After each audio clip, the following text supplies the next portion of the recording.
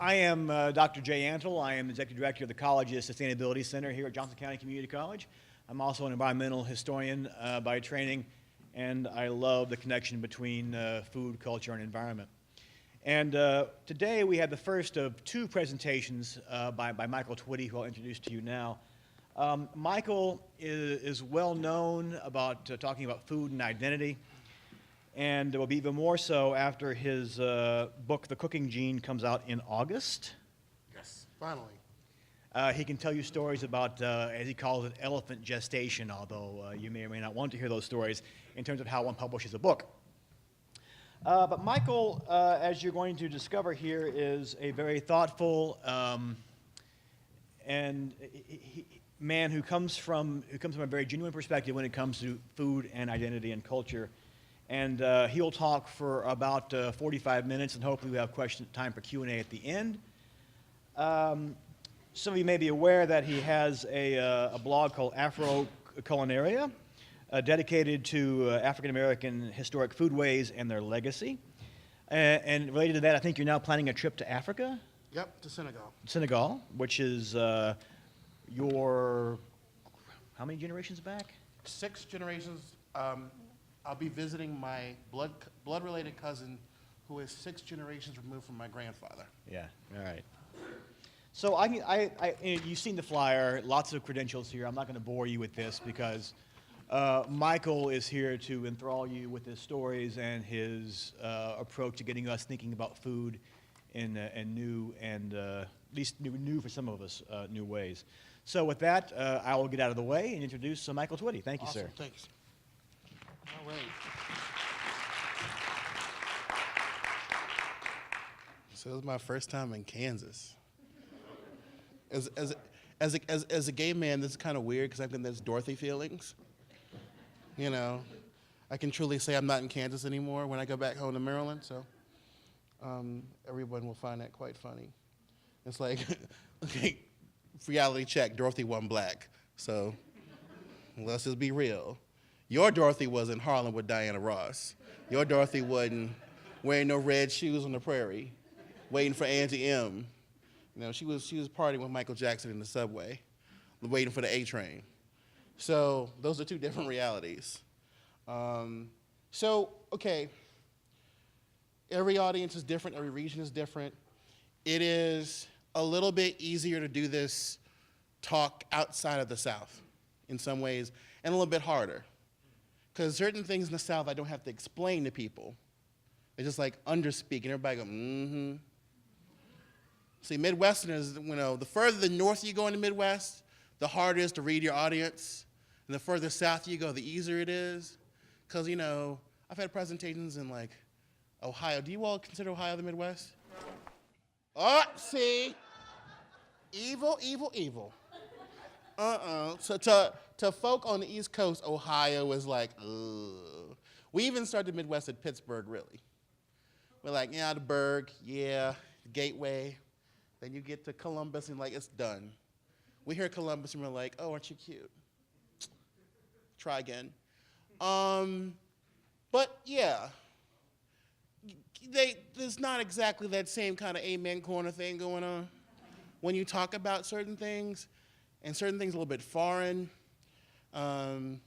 you know, so it's always weird how to have this conversation about what I do. And for the most part, what I do is kind of weird. I used to teach Hebrew school for 14 years, Jewish educator, for which I should receive a Nobel Peace Prize because I had all 7th graders and they were bar and bat mitzvah age and they didn't want to be there. But they had the cool black teacher, so it was all good. So that's my life. And the other part of my life is doing historic interpretation, which I want to tell you right now is not the same thing as being a historic reenactor. Historic reenactors are crazy. This is like, I get a check, I go home. They'll be like, no, I need to camp out for 8 days and relive the revolution. No, I need to get a tapeworm so I can experience. You think I'm making this up? You better read Confederates in the Attic. where he lived with them people, right? And they were shooting themselves in non-lethal parts of the bodies. They could show they had a battle wound, and it's deep. It's deep. You ain't never in your life gonna have some black person talk about, let me get some whip marks on my back to prove, stop. So no, I went to one rendezvous. It was a paid gig. I went to one rendezvous in West Virginia. My first mistake. As a Marylander, I can say that. It's not just, no, y'all don't understand. There's Washington, Garrett County, then there's West Virginia. Then all bets are off once you cross that border. So I go to this rendezvous, and there's this tall white gentleman impersonating, I won't say he was portraying, impersonating a Mohawk warrior. Roach and all, shaved his head, roach and all. Loincloth, no drawers. He went in the woods about 100 paces, squatted down, did his business, then came back and was going to shake my hand. Not today, Satan. No. And I'm cooking food too. Reenactor, interpreter. Okay? Also, reenactors tend to have, don't get me wrong, we do learn a lot from each other. Reenactors tend to be the more conservative end of the historical business, and interpreters tend to be the progressive end. We like social history and social justice and restoring, honor to everyday people. They like valorizing warriors, war, and often certain bigger themes. So we get along to a point. I have sat down with a bunch of Confederate reenactors, and I made peace with them over 2 jugs of persimmon beer that I made. That was our peace contract with each other. If I get you drunk, y'all can go home. So that's how we do. But there are these conversations that we do have based on that. And then here's the third part. As we say in DC, everybody in this room likes to eat. Food is a constant, like death and alcohol and taxes. So people have all of us have, at least in American culture, very complicated relationships with food. And food is also commercial. Food is also, ideas about food have value. That's how come I make a living as a culinary historian and as a writer, food writer. Because people think about food every day. You have to think about it several times a day. In the West, of course. Now, if you live in the peasant non-West, I won't say third world, because that's not the third world, it's my ancestral world, then food is a different conversation. But either way, food is a big part of people's identities, how they see themselves, how they unify and separate themselves from other people. It's also a tool of power. Right now, I would like you to know that because we have all this other nonsense going on in our news, we're forgetting there's a famine in East Africa right now, which is the worst since World War II. So we're not even conditioned to think about the lack of food in other places, or the fact that instability is handed down generation to generation to generation. It doesn't just appear out of nowhere. So all those issues come into play in what I do. So the bottom line is, I focus my energy on slavery, the colonial antebellum South, and its culinary legacy, and how our food has been transformed from its roots in West and Central Africa through the South to today. I'm a revolutionary in residence at Colonial Williamsburg for this year, and in 2019 we'll be doing some other things. But I want to put this in perspective for you. Colonial Williamsburg, when you think about it, it's not just butter churns and all that other nonsense, that's stereotype. It's actually a very interesting institution. Americans do living history. Other people don't. If they do living history, it's kind of like very museum-y, or it's a joke. But we're very passionate about it because it's an extension of folklore. We like folklore in this country because we're a young country. But the bottom line is that even at CW, how many of you all knew that in the time period that they interpret, which is the 1770s, early 1780s colonial Virginia, that Williamsburg, the capital of the Virginia colony, was 52% black. It was not a town of white people. It was a black town. And by the way, it was surrounded by counties that were themselves 70% black. Because, ladies and gentlemen, the boats come into Yorktown from Africa, drop the people off, they're bought. I can show you the exact spot where the slave ships came in, and there's a little asphalt paved over road. It's a small hill, and you go up that hill and down the hill to the spot where many of my ancestors were cleaned up for auction, and then they were sent to Yorktown, Williamsburg, Jamestown, up the river to Richmond. So I can show you my Ellis Island in Virginia, in South Carolina. But Americans are really weird about this concept of race. Race is not this. Phenotype is a lie. A lot of you white folks in this room are part black. If it was 100 years ago, you'd be considered black because of that one drop of blood you have. And everybody would know that no matter what you look like, your presumed ancestry was African. And therefore, your whole destiny would be shaped by that. There are many of you in this room who, if you looked at my family photo album, you'd be like, ooh, I better get my ancestry DNA test checked. Okay, somebody told some stories. And this is for real. This is for real. Race is not African American. Race is not white. Those are made up. African American's fine. I call myself African American because that's the moniker I'm most comfortable with. And having done the genetic and genealogical work, I'm even more comfortable with it. Because it's the best way to describe myself. Okay? But phenotype, how your genes express themselves in your body and your face.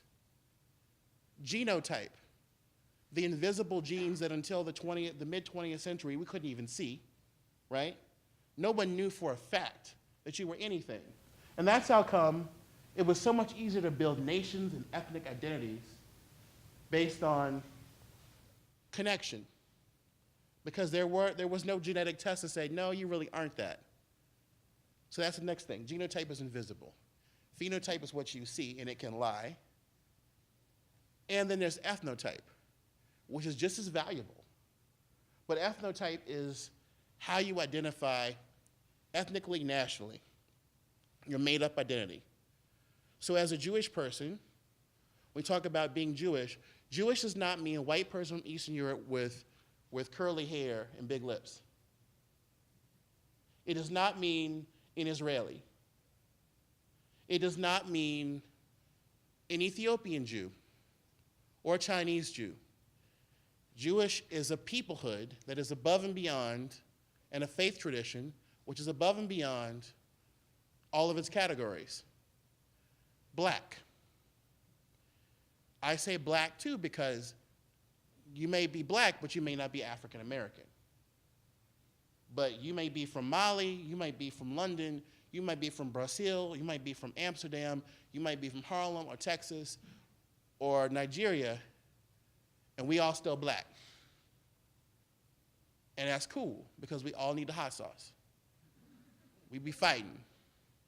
So that's cool, that's another level.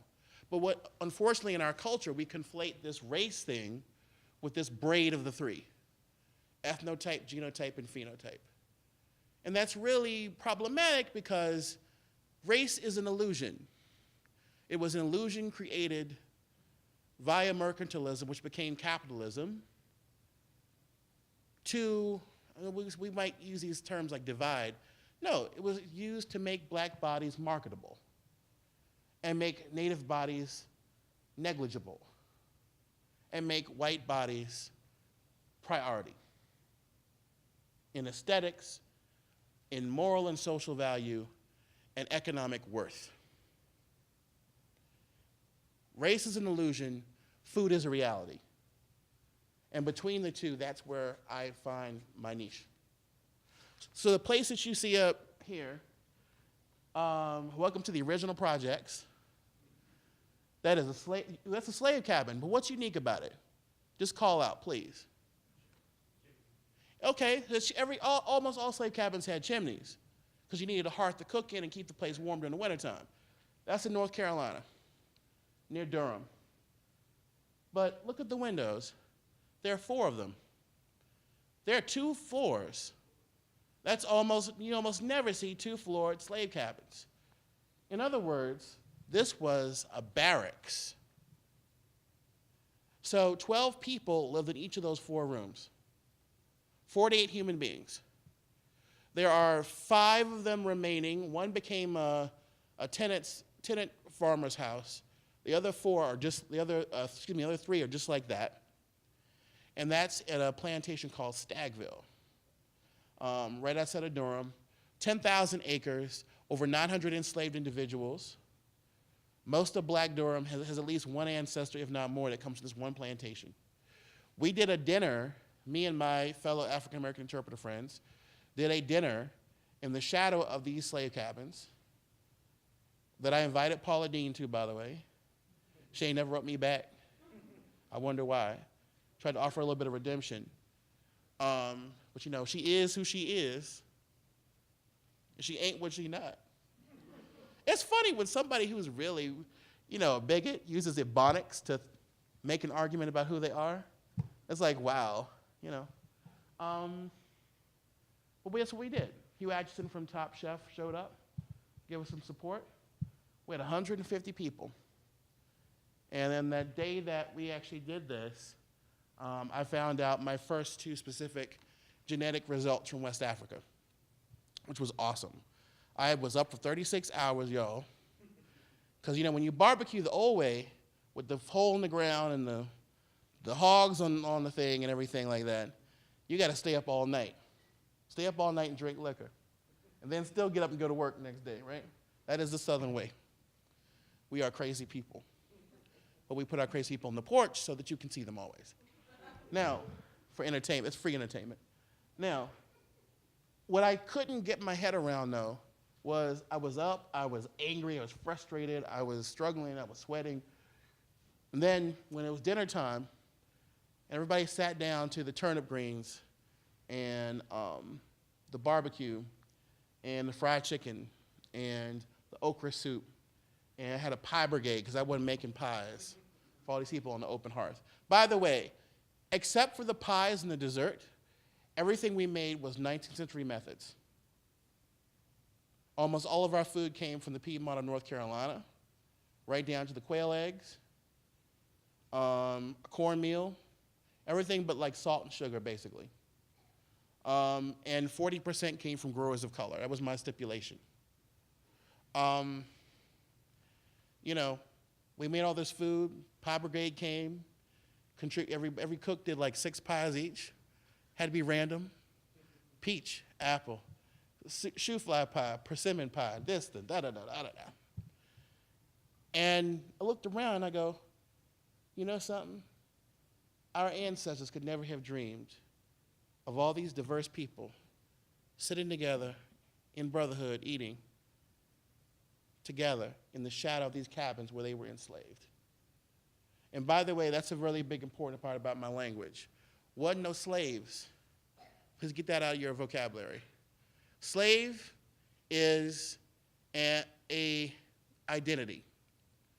Enslaved is a condition.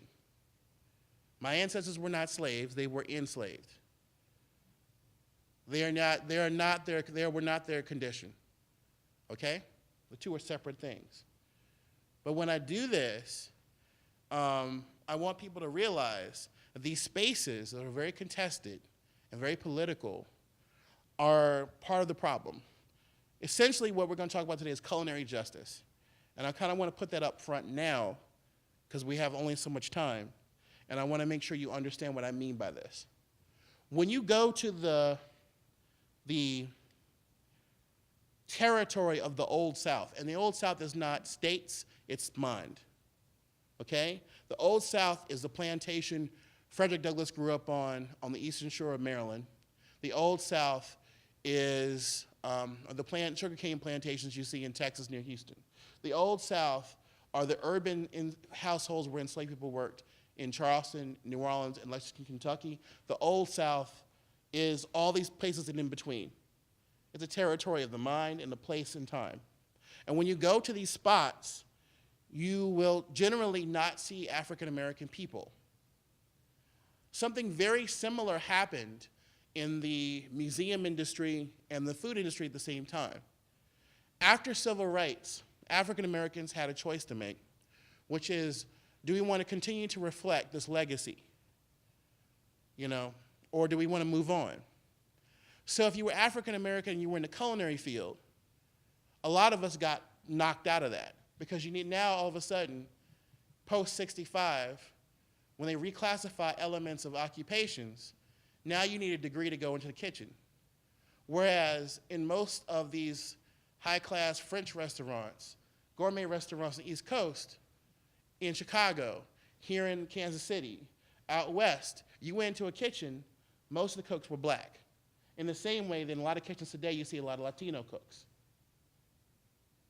We did that for generations, and that cooking was passed down from the plantation. It was passed down from urban households in Savannah, in Baltimore, in Philadelphia, in New York, where enslaved domestics worked. Recipes, skills, abilities. And then all of a sudden, that dissipated. And if you were black and you remained in the culinary field, then you wanted to prove yourself beyond soul food, Southern food. So you did other stuff. The same time in the living history industry, museum industry, at one point you could go to Colonial Williamsburg and almost all the cooks in the kitchens were black women. All the carriage drivers, a lot of carriage drivers back then were all black men. All the people who did the butlering and the maiding and the this and the that in the taverns and in the hotels were black. But then there was a cultural shift there. Because they were black, but a lot of times in a lot of institutions across the board, there was a lot of exploitation going on.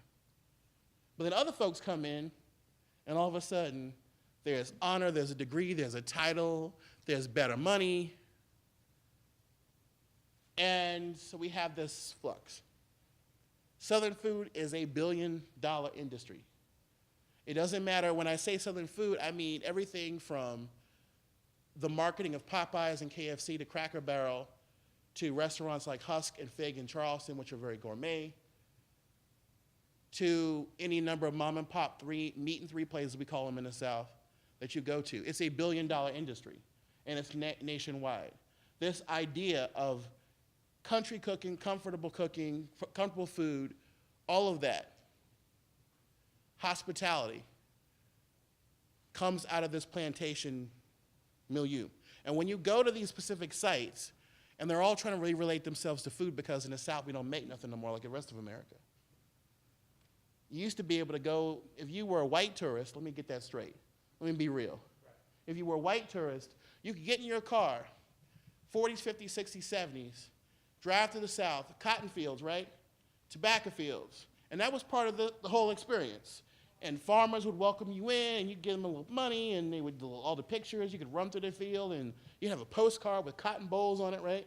And there was a whole idea. You go to these plantations, and they would have these restaurants, and these black folks with nice little, outfits, uniforms on, would serve you this Southern food. And you go to the battlefield and see the flag everywhere, the Confederate flag, and every courthouse had the Confederate soldier right smack dab in the middle. And that was a package deal. No other part of the country had that kind of, still to this day, has that kind of mentality about itself. You are in a separate America. But when you go to these museums to this day, you can get two people. You can get a homegirl dressed up in a crinoline hoop skirt, usually a college freshman or a sophomore, and you can get a 50-year-old dude sausaged into the uniform of a 17-year-old Confederate soldier. He clapping because he know what I'm talking about. Because these were boys. These were kids. They were not grown-ass men running around fighting the battle. No, these were kids. That's why it was so traumatic to the country, right? Immigrants were not grown people. They were younger than most people in this room. They were children by any other standard. But because you living in their day, 18, 19 meant starting a family, doing this, doing that, because you might not live that long.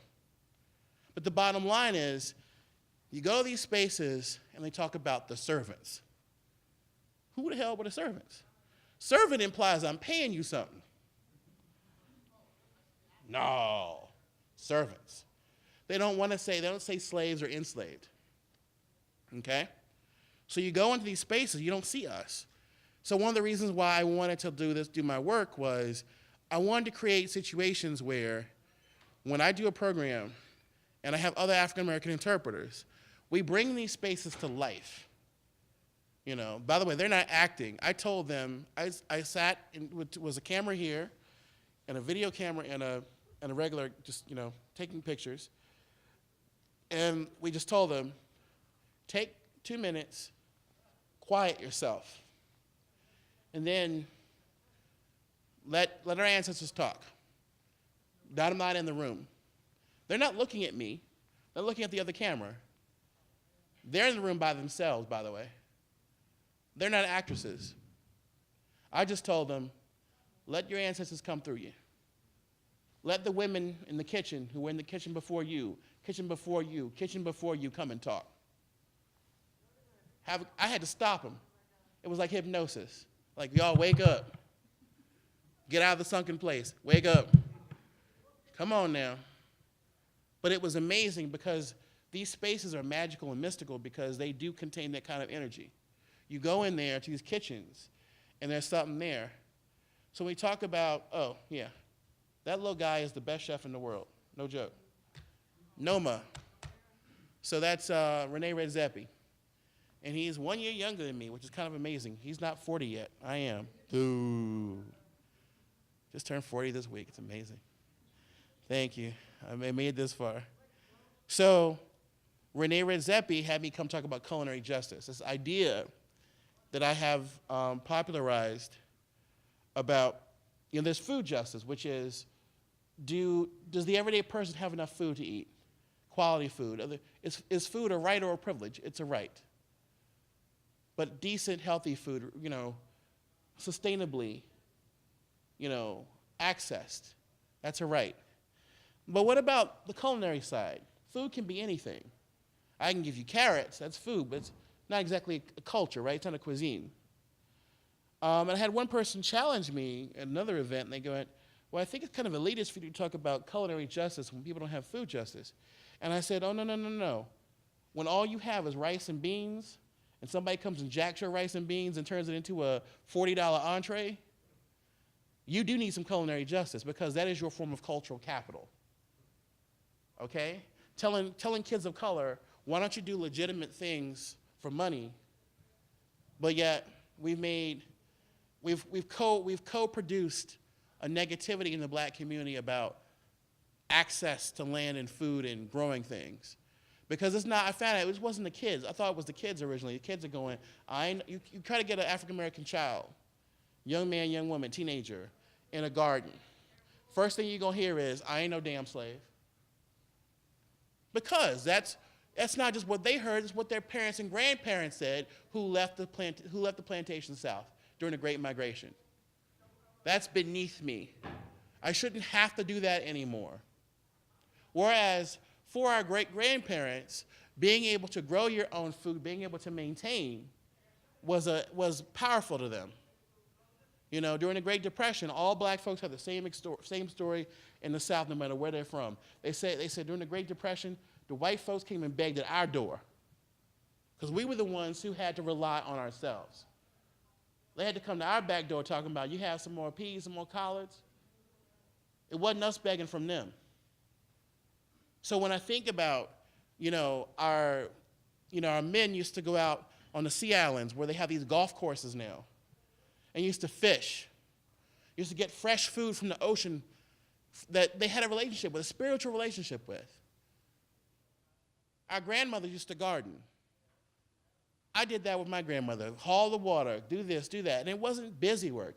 It was actually the time where you got your culture. You were told things were in this process. It wasn't just, and my grandmother told me, said, when you plant a tomato, do this, plant some shells down there. Why? Because I said so. But why? Because my grandmother said so. My grandmother did not have the language to tell me that oyster shell, crab shell, reduces nematodes. I had to learn that separately. But there was this whole body of early African American knowledge that was passed down to me unwittingly through every activity we did at home. Grandmama, cut your hair. All right, come on, what happens to the hair? It gets burnt. Why? Because if it don't get burnt, what's going to happen to you? You're going to get fixed. Somebody's going to hex you. Yes, ma'am. To this day, I freak out when I go to the barbershop. And I have my hair on the ground. I say, don't leave my hair on the ground. Man, what you talking about? Give me my hair. I go to the bathroom real fast and flush down the toilet. Give it to the wind. Because, and it's not because I'm like truly freaked out. It's because I cannot let my people's culture die. There is a value in not assimilating. I know that we've been told that black people need to assimilate for their betterment. But guess what? When you put the traditional West African diet next to the diet we've become accustomed to in the West, as people of African descent, that diet's killing us. The diet of our ancestors will save us. Because of the 10 healthiest diets on earth, 7 of them are West African. What does that tell you? And those diets are inextricable from our spirituality, from our sense of self, from our mentality about the entire world. You can't take one piece out and leave the rest. So when you talk about this, culinary justice is not just, do I give credit to people for their recipes? It's that do they have access to the cultural capital that is the people's cuisine? Every time I go to the Chicago airport, I usually end up on the side with Rick Bayless's Mexican restaurant.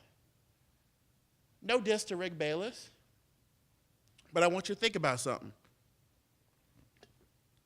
When is the last time you saw a Mexican American own a gourmet Mexican restaurant that he could charge, or she could charge, $30, $40 a plate for? We expect ethnic people to do what? Be on the cheap eats list. Give us that banh mi for $5. Give us that pho for $7. But when a white boy makes it with a tattoo on his arm and a beard, all of a sudden, it goes up $20. What a conceit. Rick Bayless, because of a PhD in anthropology with a focus in Mexican food, but we tell children of color, no, you can't get a degree in being Mexican. Don't get a degree in being black. You can do better. But hey, Rick Bayless got a PhD in being Mexican food, and he's making a gourmet restaurant making millions of dollars of our heritage. Oh, that's different. He's expanding himself. This is tough. You know, I've had these conversations with other chefs as well. Andy Ricker in Portland, Thai restaurant. The difference is that they're starting to see the problem. And the solution to the problem of culinary injustice, which is not borrowing. Okay, I don't want to fool you. Cultural appropriation is not borrowing something. It's not having elements of different cultures in your life. Okay, because diffusion is going to happen naturally in any healthy culture. People will naturally mix cultural ideas. You will eat food that is not the food you were born with, because those are your neighbors, and you will assimilate them. That's not appropriation. Appropriation is when there's exploitation, when there's outright theft and plagiarism of elements of another culture. And it doesn't help the fact that Western culture, however you want to label that, was forced on people. You got to remember that part as well. We don't have the same history or relationship to different things as other people do. So please, for the sake of equality and human beings all being the same, which, don't give me that. We don't have the same relationship to the plate, from place to place and people to people. Miss Leah Chase, who told me, who is the inspiration for the millennials and younger folks in the audience, The Princess and the Frog. The princess is her younger self. She is 94, something like that. Goes to work every day, 12, 16 hours. Has been in that restaurant since 1944, that her husband's parents founded. Best Creole food, I think. Go to Treme, the real Treme, and see her. And she told me, she said, Twitty, you can take my picture. Just make me look like Halle Berry. I said, I'll do what I can, Ms. Lee. I'll do the best I can. So when I do this, when I bring life back to our kitchens, this is what we're talking about. That's the Peyton Randolph house where I cook at Colonial Williamsburg when I go down there every month. Look how much stuff you have to know without even picking up a single utensil. How to build a fire, how to make a fire, how to start a fire. Copper, pewter, cast iron, wood, how to take care of those things, how to make them last, how to keep pests out your kitchen, or at least how to clean up their waste before you start cooking. How to boil water, how to know what time of year certain things are in season, whether they fish, birds, or fruits. How to cultivate a garden, how to skin an eel or a catfish, how to butcher a coon and remove the glands so that the meat doesn't spoil, what time of year you should kill and eat a possum. I started doing this with paper plates and plastic. Then I moved to the wooden bowls, the cast iron, the funny clothes. Then I moved to actually raising heritage breed chickens and learning how to butcher the heritage breed hogs and raise the heirloom vegetables in my garden. Because this is a tradition. That's my buddy Harold. We cook together all the time. You see the clock jack, you see the other utensils. This is like every time you stick your arm in that hearth, it's like going to Uno's and saying, waving the chef away, and being like, put my arm in that pizza oven. You ain't never seen something funnier than all the hair on your arm singe off in one fell go. And it's not because of the fire, it's because of the residual heat of the brick, And the day we did these pictures, it was that summer where everybody's air conditioner broke in the East Coast, and we had all the derechos and stuff, and it was 108 degrees in Williamsburg. Complete humidity, and we're not even talking about the heat of the hearth, okay? So just give you some perspective. We make actual real food. That's black eyed pea fritters and the beginnings of okra soup. So you see how, all these different pieces. We can boil, we bake, we fry. Anything you can do in a modern kitchen, I can do on an open hearth, except for microwave. And why would you want to? Okay? So people need to understand that auction block is real. That's the auction block from the St. Louis Hotel in New Orleans, where a human being during the antebellum era was sold every 3 minutes. Husbands sold from wives, children sold from mothers. Every 3 minutes. That gentleman in the painting is not just any old black man in a chef's costume. That's Hercules. Does anybody know who he was? It's fine if you don't. Yes. I better get this right. I believe he was George Washington's chef at Mount Vernon. That's it. He was George Washington's chef at Mount Vernon. He was painted by Gilbert Stuart, one of the fine early American painters.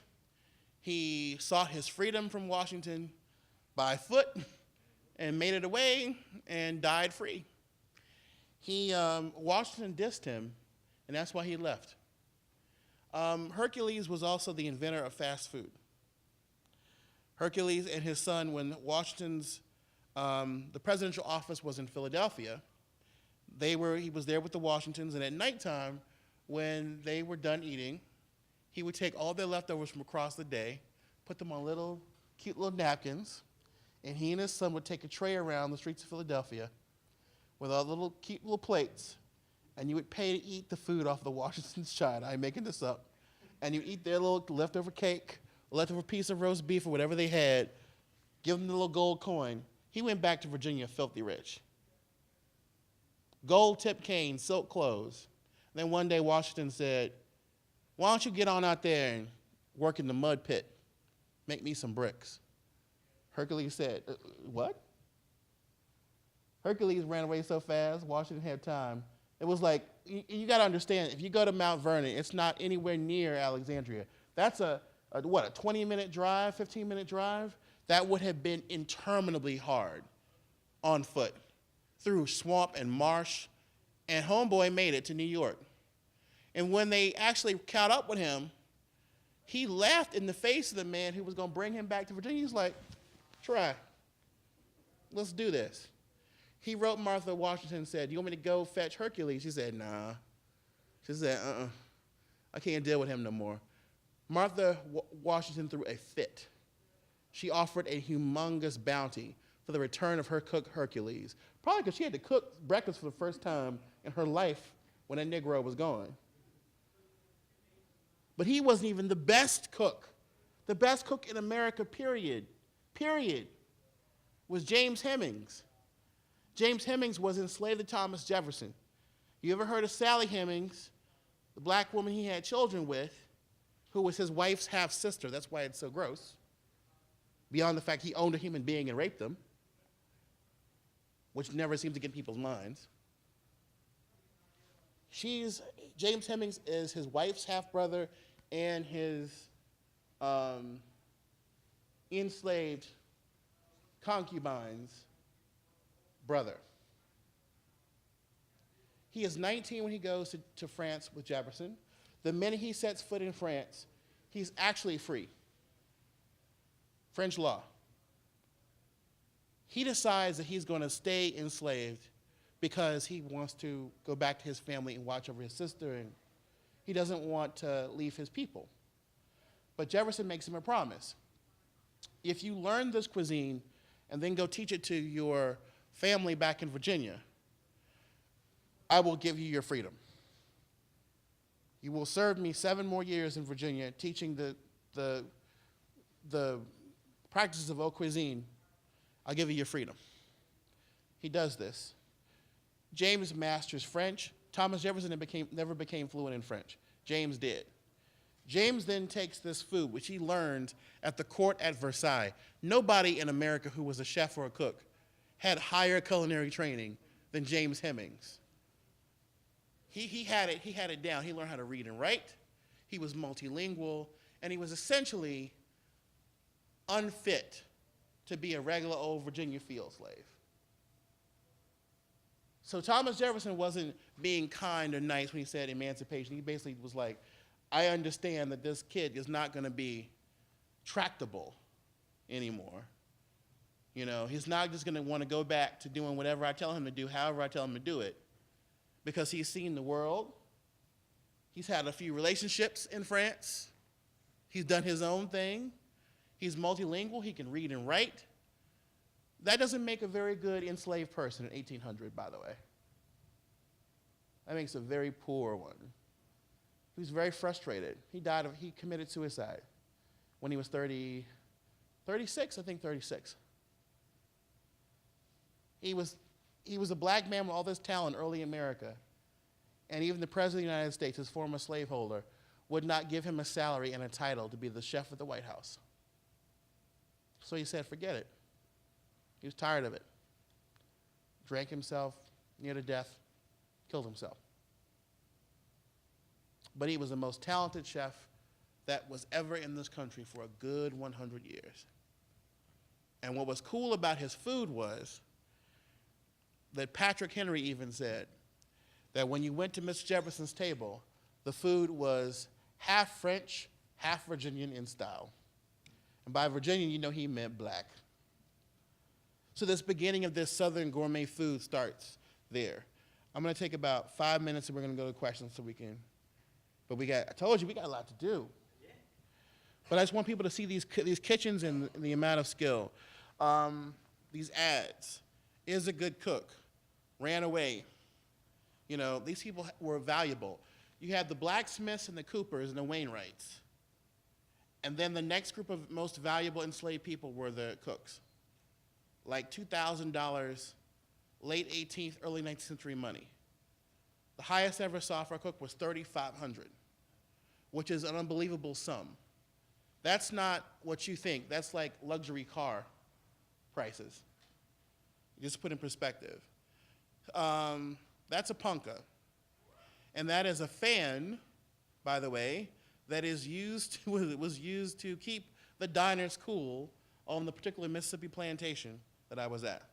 An enslaved child, if you follow me looking up, if you follow that rope down on that chair, which you can barely see in the light, that's where the enslaved child sat and had to pull the punka for the entire 3 to 4 hours, constantly without, if they fell asleep, they were whipped on the spot, right there. When you go to the Deep South, that's what's waiting for you. Mammy's cupboard. Here's the Freudian part that really got me every single time. By the way, I did not eat there. I probably should have thrown a brick through one of the windows. But, you know, Molotov cocktails are not easy to come by in a dry county. So, I just took a picture with my middle finger lifted. So, the way you get into Mammy's cupboard, I mean, let's be real. Can you imagine a restaurant in the shape of like a female SS guard that served Jewish food?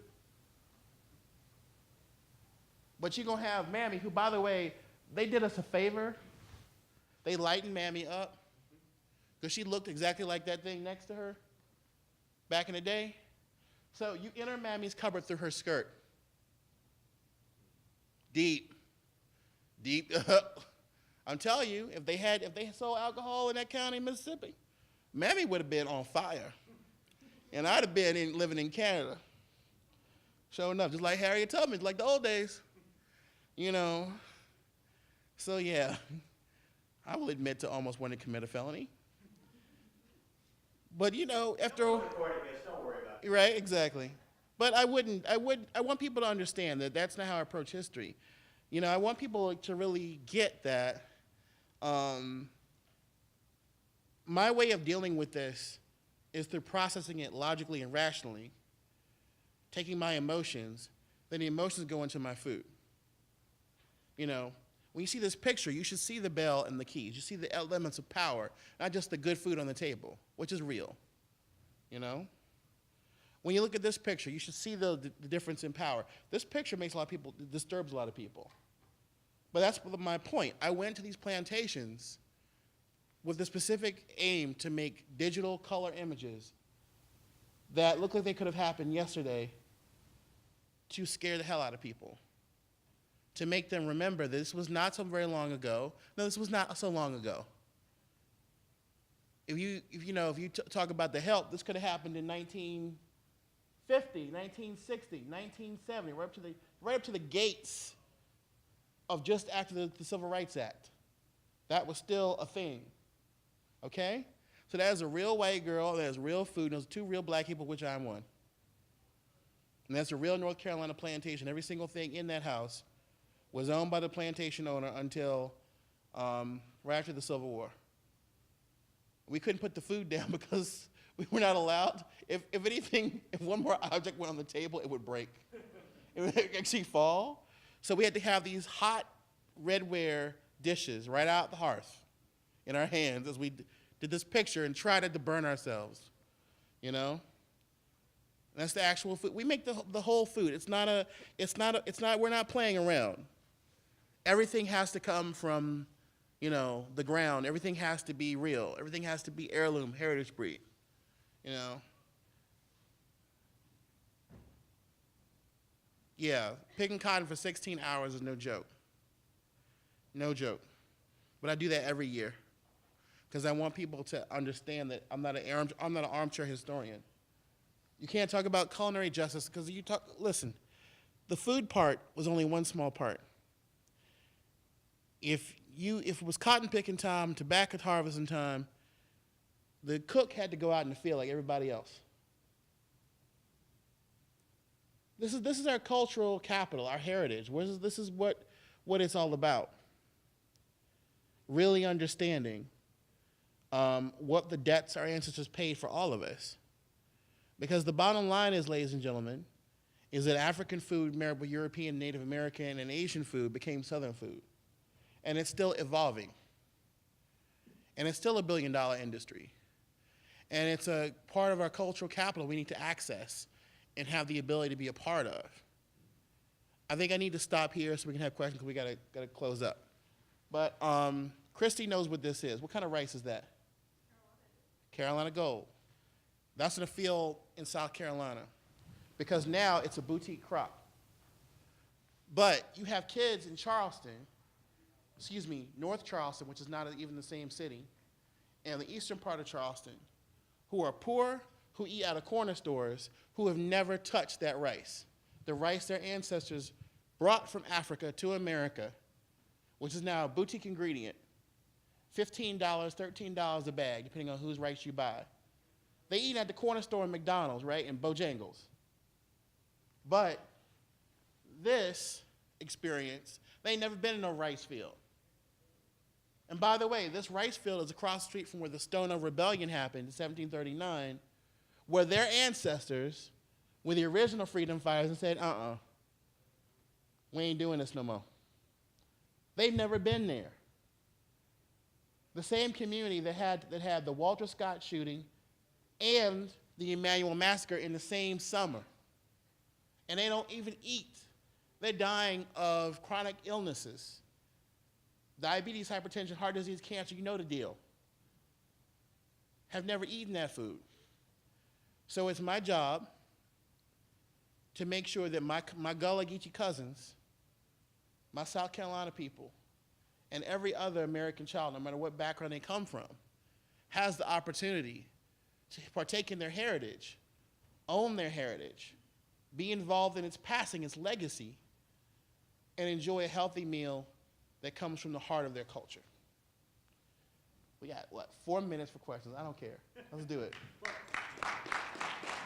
those of you who have to go into a class, now it's time to do it. And also I want to do a couple of thank yous here. Thanks first of all to the Polsky family, the Polsky series, who helped fund this, as well as the Student Sustainability Committee, which also helped with funding for this particular event. So, questions in the audience, and Christy has a microphone, which she will take around. And remember, we're academics. We can wait you out. The long walk inside. Funny.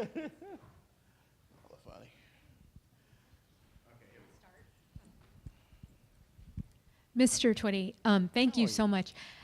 How difficult, when you started, you said you started on paper plates and then you sort of moved to copper and cast iron.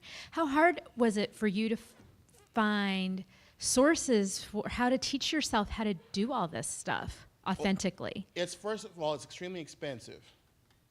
And that's the other part about it. Not that many people, and especially many people of color, are able to devote the amount of time and money and resources. Because it doesn't mean that I had time or resources. It just means I had to make a way out of no way like my ancestors did. So the first thing I had to do was acquire clothing. That's expensive. My outfit, like when I see me on Twitter and then I'm wearing that like the vest, that's a $2,500 outfit with some beat up slave clothes. I ain't making this up. Laughable. It's ridiculous. And just like you get your little bit of cast iron, you start with Lodge, of course, because you can go to any camp store and get that. And then you have to invest in the real deal from these like blacksmiths in Pennsylvania, $500 a pop, $200 a pop, $100, $50. And then you go to rendezvous and stuff where reenactors are, and they usually have a market. And a lot of times, unfortunately, it's like the death market. It's like the estate sale, basically. And they'll bring things that someone had they no longer use or they're gone, and you buy like hand-me-downs from them. And so eventually you build up your collection. Then I started growing my own, my own heirlooms. Let me see if I can find a picture in here. Y'all, that's my barbecue. You talking about Kansas City now. But let me show you. I got you. But like I do my own garden, where I have all the heirlooms and stuff. And so look at that. That's like thickly planted. 40, 50 different heirlooms. Save the seeds. Those are all fruit from my garden. All food from my garden. So, you grow this stuff and you deal with that part. And you raise chickens. And there's veterinary bills for chickens. Who knew? Chicken gets sick. So it's an investment. And it's something that it took me, I'm going on like 15th, 16th year doing this solidly. But the reading part was from the time I was a little kid. The listening part time I was a little kid. But yeah, it's a project now. And that's half the trouble is that a lot of times we don't get to participate in these things because there's a little bit of elitism there. But learning, I did a lot of docent stuff, a lot of volunteer work. Then I started getting paid for what I do. I traveled around to plantation as a lay person to try to figure out how they did their interpretation, how they talked about slavery. Did they annihilate it, or did they amplify the role of African Americans? Did they give credit to where credit is due? Did they talk to the descendants of the people who were enslaved there? All that stuff. Then I went back and I thought about everything I learned. Louisiana, Kentucky, Maryland, upstate New York, where there were Dutch plantations. Then I had to process it. Then I went back into doing this, writing about it. And that's how it worked. Okay.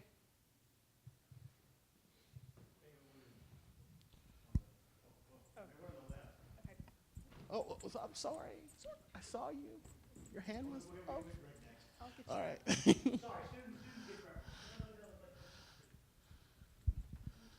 Sorry for making you walk like that. Hi. Hi. I'm actually from Louisiana, and Cajun cooking and Creole cooking is one of my absolute favorites.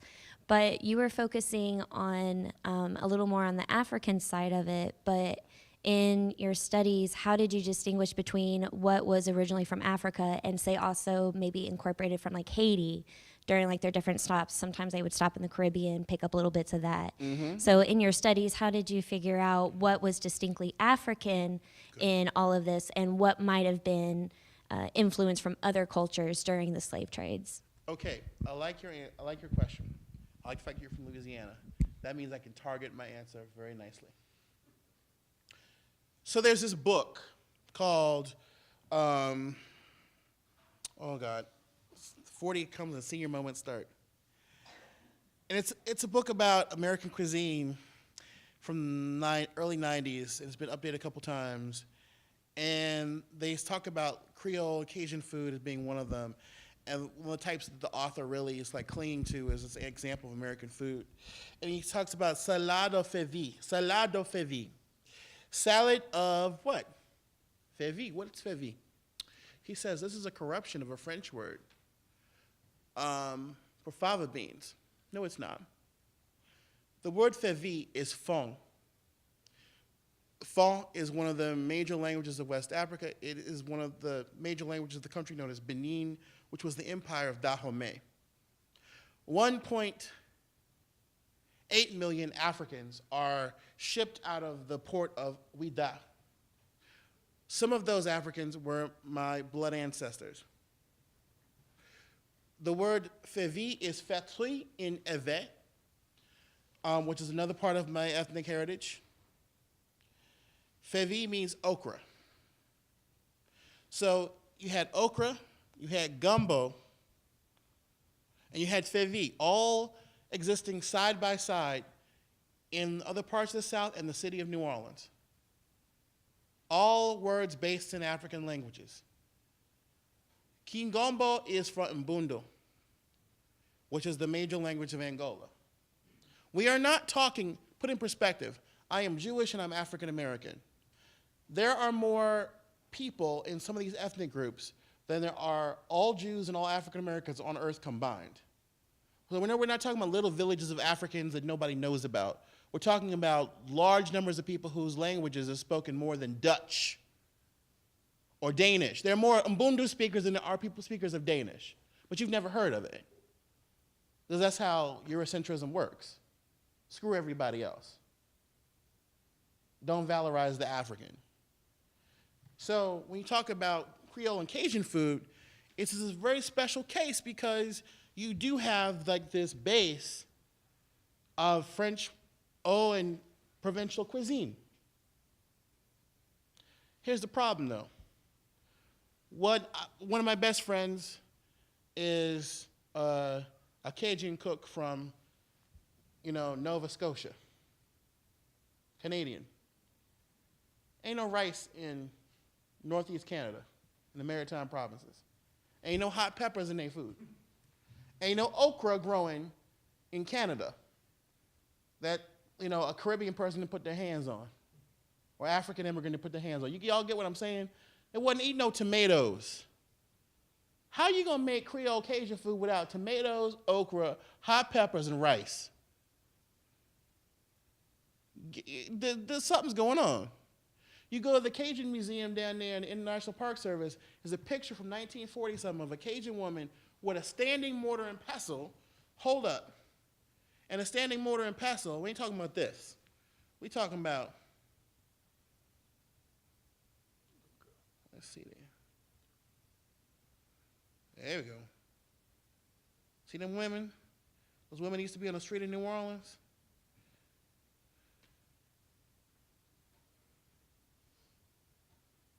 Like that.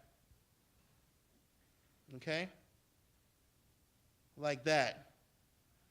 Like those two women right there, like that woman in the background. That object did not exist in northern France and northeastern Canada. And the woman is pounding and hulling rice. Africans, by the way, in 1719 were brought to Louisiana to grow rice because Louisiana did not have a crop worth selling. They didn't have anything worth to sell. They said cooking in New Orleans was horrible. They said they would put mud in the food to give it color. Ain't never heard no tomatoes and no hot sauce. So what I'm trying to say is that there is this cultural braid that we have to really be careful about, because the question is this an African pot with European ingredients being stirred by a Native American spoon, or are the Native American ingredients prepared in an African way for European consumption? Or is the European ingredients flavored with African spices eaten in a Native American fashion? It's all of the above, because all those things happened. But if you're going to have the black cook, right, especially in New Orleans, the blacker the cook, the better the food. That whole attitude about food and life. If you're going to have all those cookbooks, the mamas, talking about those mamas. The women on the street selling the pralines and the callas and, the groundnut cakes. We were in the sugarcane fields. We made the confectionery come alive. So we were interpreting all that stuff. Haiti was not cut off from Africa until 1803, basically. Okay? So you had these fresh importations coming in. So the whole idea of the Caribbean is kind of weird, because the Afro-Caribbean is an extension of Africa. Until emancipation, the Caribbean really wasn't its own entity. It was constantly being re-informed by African blood and culture and life ways and food ways. People were basically in Congo Square, when Benjamin Latrobe describes it in the early 1800s, he describes the black population as meeting on Sunday and breaking up into its respective ethnic groups. The Congos over here, the Yorubas over here, the Fon over here, all of them dancing their own, the rhythms of their own nation. So they still thought of themselves in 1811 as still being ethnically African, according to specific ethnic groups, not even like generically. They weren't black. I'm a Congo. No, I'm come from this part of Africa. Which is why when you look at the listing of the enslaved on plantations, it'll say, Seville, 40, is a Congo. Marie, 20, Americain. Pierre, Creole, 16. It actually shows you who was transported from the southeast with the cotton and sugarcane, migration, domestic slave trade, who was born there, who was a Creole, who was mixed, and who came from Africa and what part of Africa they came from. But these women are the ones who are translating the food. And there's deep structure and there's surface structure. So essentially, all across the Americas, but especially in the South, Brazil, and the Caribbean, white people are eating the food translated by their black workers in African ways. Let me give you two of the most profound ways. One is that our food is not stratified in the South. That's very African. In European culture, in Asian culture, East Asian culture, in the Middle East, food is stratified. Okay? In other words, certain people eat certain things because they have a certain amount of money, power, and status. In Africa, there's only two prestige ingredients: alcohol and meat. Meat is probably the most important prestige ingredient. But for all of African history, the king and the peasant eat the same porridge, the same flatbread, the same bowl of rice, and feel cheated if you don't give them the same bowl of rice, porridge, and flatbread they've been eating since the beginning of time. There is no distinction. The same lentils that go on the peasant's plate in Ethiopia are the same lentils that go on Haile Selassie's plate. There's no difference. So Southern way is very same, right? Similar, right? We also eat it communally. It's important for us to eat as a community, which is also very West African. Having all coming from the same table and eating together. So you're not just talking about the ingredients or the style of the food. We're also talking about the mentality behind how the food is enjoyed, prepared, and served. Hope that answered your question. Okay, Greg's going to have the last question here, but I'll give you also do one more thank you. Christy Howell here, raise your hand, who is been responsible for lots of this. Yay. All right, no pressure, you got the last question. Well, it's very similar to the question she asked. I noticed in your garden you had taro, and I always associated that with the Far East Asia. Mm-hmm. Was it in Africa before slavery? Yeah, elephant ear, we call it elephant ear. And you'll notice that if you go to black communities, by the way, I just want to point this out real quick. Just think about this. Between that hole in the ground, ashes of a fire, the skillet, and that one pot, that's all we need to create soul food. That's the entire tradition right there. But let's go to that garden plot real quick. By the way, always eat your 4 food groups.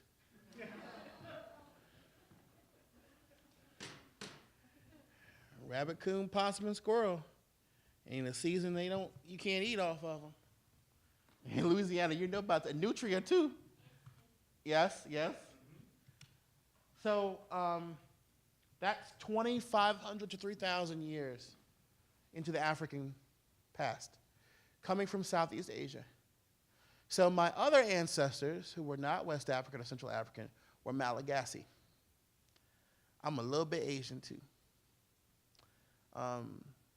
So I joke with my Asian American friends I grew up with. I was like, but I get the math gene. That's far back. So y'all got that, I can get that. But I got that cooking gene now, okay. I can burn with some soy sauce and sugar cane boo. But the bottom line is this. My Indonesian ancestors brought food from on the monsoon trail across the ocean before there was a Jesus Christ to Africa. And those foods spread. So bananas, plantains, taro from the trade winds from India and Indonesia catch on.